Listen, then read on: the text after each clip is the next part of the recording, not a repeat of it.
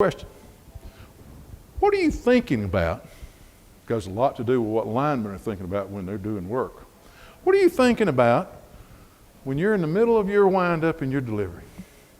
Smolt sat there, true story, said, well, Dr. Shack, I'm worried about missing the strike zone.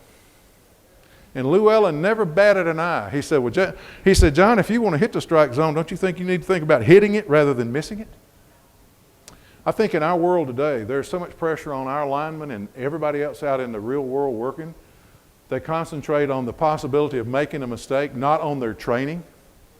And if we can encourage them as supervisors to think about how they were trained to do something, what the regulations say, what the standards, the work procedures say, and don't worry about making a mistake, just do what you've been trained to do, I think we'd be better off. We'll do our best work in the worst situations. Sometimes we do have things happen, but most of the time on storms, we go off and come back and brag and say, man, we worked so many hours and I had 300 people on this storm team, we didn't even open a first aid box. Value safety as you would your family. We are a brotherhood, sisterhood.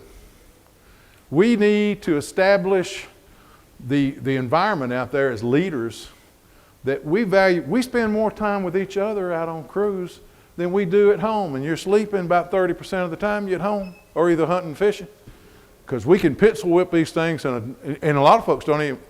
Does the current 269 require a written job briefing? No, it's just a discussion. 5 topics. How well should everyone plan?